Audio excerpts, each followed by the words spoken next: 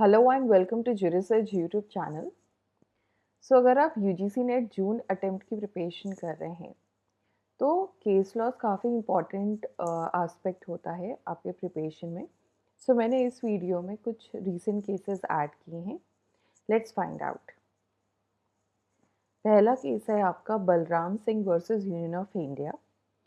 इसमें बेसिकली जो आपके टर्म्स यूज़ हुए हैं in preamble which is socialist and secular, इन दोनों टर्म्स को चैलेंज किया गया था इस केस में, राइट। सो जैसा कि आप जानते हैं कि ये दोनों जो टर्म्स है सोशलिस्ट एंड सेक्युलर, ये आपका 42nd अमेंडमेंट में आया था जो कि इमरजेंसी का टाइम था, राइट। एंड जो पिटिशनर था उसका ये कहना था कि सिंस ये दोनों टर्म्स इमरजेंसी में ऐड हुए, so there wasn't any genuine public consultation at that time, तो इसको वापस से रिकन्सिडर किया जाए। सो जब ये मैटर सुप्रीम कोर्ट के पास गया तो सुप्रीम कोर्ट ने काफ़ी एलैबोरेटली समझाया कि सोशलिज्म, ठीक है, सोशलिस्ट एंड सेक्युलर टर्म्स का मतलब क्या होता है। तो सोशलिस्ट जैसा कि आप जानते हैं और आप नेट पे भी देखेंगे तो सोशलिस्ट का मतलब होता है कि that state is committed to the welfare state, right, and it ensures equal opportunities to all, right. Okay. Further अगर आप समझने की हम कोशिश करें तो जो आपका सोशलिज्म टर्म है, राइट, इसमें बेसिकली इंक्लूड होता है economic and social justice principles. Economic principles की अगर बात करें तो यहाँ पे जैसे हमारे यहाँ कंसेप्ट है मिक्स्ड इकोनॉमी। इसका मतलब ये है कि ठीक है, स्टेट आपका state is committed to the welfare state, right, but still there is a room for private entrepreneurship. ठीक है, प्राइवेट सेक्टर्स भी आपके इंक्लूडेड हैं। ठीक है, अगर इकोनॉमिक प्रिंसिपल्स की बात करें, that's why we have this mixed economy. Then social justice principles की बात करें तो यहाँ पे इसका ये मतलब है कि दैट जो marginalize sections of the society है, they should also be get uplifted. तो सोशलिज्म का बेसिकली ये मतलब होता है। On the other hand secularism का भी आप मतलब जानते हैं कि to treat all religions equally. तो जो भी इंक्लूजन है इन दोनों टर्म्स का, ये बिल्कुल ही वैलिड है। They are not out of the logic, ठीक है, क्योंकि पेटिशनर ने यहाँ पे ये कहा था कि जो सोशलिज्म है it basically restricts the inclusion of private entrepreneurship, लेकिन ऐसा नहीं है।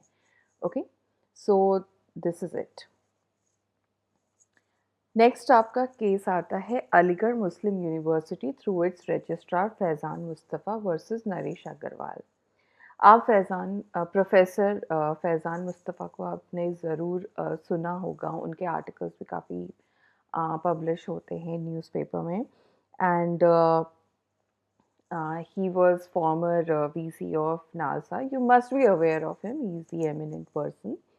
तो बेसिकली इस केस में हुआ क्या था कि ये जो AMU है, राइट, अलीगढ़ मुस्लिम यूनिवर्सिटी है, इसके स्टेटस को लेके इसके basically whether this university should be considered as, or what are the criterias for AMU to qualify as a minority education institution, ये क्वेश्चन बेसिकली रेज हुआ था, राइट। तो देखिए, और प्लस पिटिशनर का यहाँ पे ये भी क्वेश्चन था कि सिंस, राइट, सिंस जो AMU है it is been created by parliament, it is been created by statute, it's not created by the minority community, ठीक है, या minorities. So how AMU can qualify as a minority education institution, ठीक है। तो ये सारे कुछ छोटे छोटे क्वेश्चन थे रिगार्डिंग AMU। तो देखिए, जब ये मैटर सुप्रीम कोर्ट के पास गया तो सुप्रीम कोर्ट ने कहा कि ठीक है, since AMU it is an institution of a national importance but it doesn't diminish its minority character, ठीक है। नेशनल इंपॉर्टेंस का इंस्टीट्यूशन है तो इसका मतलब ये नहीं है कि उसको एज अ माइनॉरिटी कैरेक्टर उसका ख़त्म हो जाएगा, ठीक है। नेशनल नेशनल का मतलब ये होता है कि it has got pan India character, और माइनॉरिटी का मतलब होता है कि जैसे आपके रिलीजियस या लिंग्विस्टिक आइडेंटिटी को जो डिस्प्ले करें। तो बिल्कुल दे कैन को एग्जिस्ट टुगेदर, राइट। तो ये अलग अलग, being a national importance institution, okay, it can not diminish its minority character. Okay, this is the first point. Second point, यहाँ पे बेसिकली एक केस आया था पहले, Aziz Basha versus union of India, जिसमें कि AMU को ये कहा गया था कि it is not considered as a minority institution. तो इस केस में AMU versus Naresh Agarwal case में इस केस को, Aziz Basha case over रूल कर दिया गया, राइट। ये कह के कि सिंस जो आपका आर्टिकल 30 है, आपने आर्टिकल 30 ज़रूर पढ़ा होगा, कि minorities have got right to establish and administer educational institution, ठीक है। Minorities have got right to establish plus administer education institution. तो सुप्रीम कोर्ट ने कहा कि फोकस बेसिकली आपका just to consider, just to verify, just to test whether the education institution is minority or not, it has got minority character or not, it must be seen ki whether what is the actual origin of that institution and what is the purpose of that institution, okay, इस पे ध्यान देना चाहिए। Plus further supreme court ने clarify किया कि यहाँ पे देखिए बेसिकली एडमिनिस्ट्रेशन को भी लेके इशू हो रहा था कि माइनॉरिटी कम्युनिटी करेगी कि नॉन माइनॉरिटी कम्युनिटी करेगी। तो सुप्रीम कोर्ट ने ये भी फर्दर क्लैरिफाई किया, ठीक है, since minorities have got right to administer their education institution under article 30, but it is not necessary that कि जो एडमिनिस्ट्रेशन है वो exclusively in the hands of minority community हो, वो नॉन माइनॉरिटी कम्युनिटी के they can also administer these kind of institutions, okay. तो ये further clarification आया था सुप्रीम कोर्ट की तरफ से। चलिए नेक्स्ट केस पे आते हैं, which is state of Punjab versus Davinder Singh, okay. तो ये भी केस था रिलेटेड कि क्या जो आपके कास्ट है, ठीक है, बेसिकली SC कैटेगरी को क्या आप फर्दर क्लासिफाई कर सकते हैं, ओके। तो यहाँ पे कुछ छोटे छोटे पॉइंट्स हैं, आइए देखते हैं। तो पहली बात तो आप जानते हैं कि जो रिजर्वेशन का जब केस कोई भी आता है तो we always refer the leading judgment which is Indira Sawhney case. तो इवन इंदिरा साहनी केस में भी principle of sub classification use हुआ था, okay, though it was in the context of OBC, but that was related to the sub classification.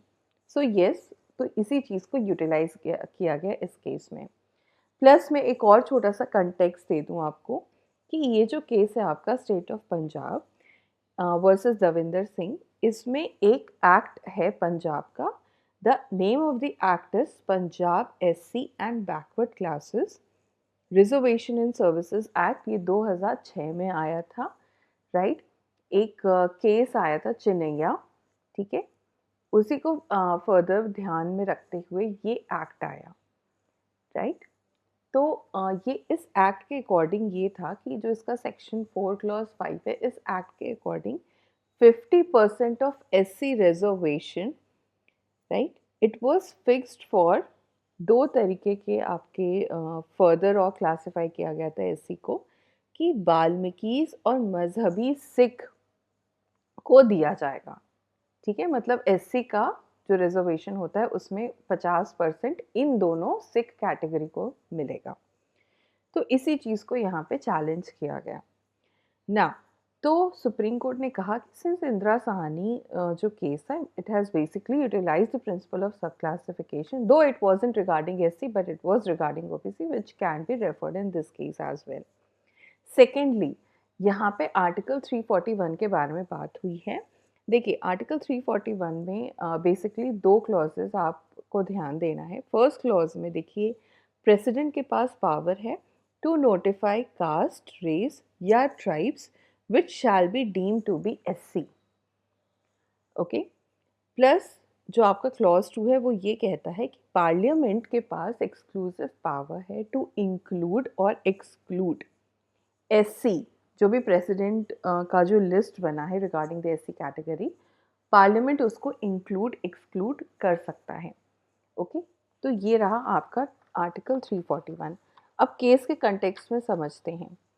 तो देखिए, यहाँ पे जो एससी कैटेगरी है, ठीक है, यहाँ पे ये बोला गया था, आई मीन जो बेसिकली आर्ग्यू हो रहा था कि जो SC category it is, since it is a homogenous group, already a homogenous group, so ya sub classification shouldn't be allowed. तो अगर आप आर्टिकल 341 के दोनों क्लॉजेस देखते हैं तो उससे आप ये जज कर पाएंगे कि ये जो इंक्लूजन है, राइट, ये जो इंक्लूजन या एक्सक्लूजन है बाय द पार्लियामेंट, इसका मतलब ये नहीं है कि एक होमोजेनियस ग्रुप बनाया जा रहा है। It's just why this subclassification, I mean, why the parliament has been given this power to include या exclude within this SC category is that कि हर ग्रुप में, ठीक है, हर ग्रुप में, मतलब लाइक हर एससी भी देखिए कई रेंज होते हैं, ठीक है, हमारे कास्ट में हर टाइप के रेंजेस बने हुए हैं।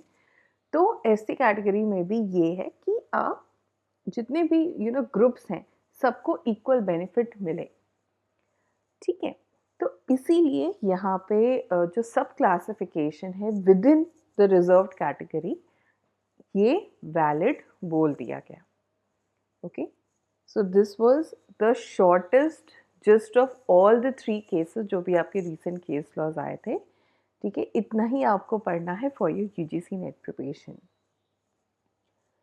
Now, thank you for watching this video. Do like and share this video with your friends, and do not forget to subscribe Juris channel to get the further updates.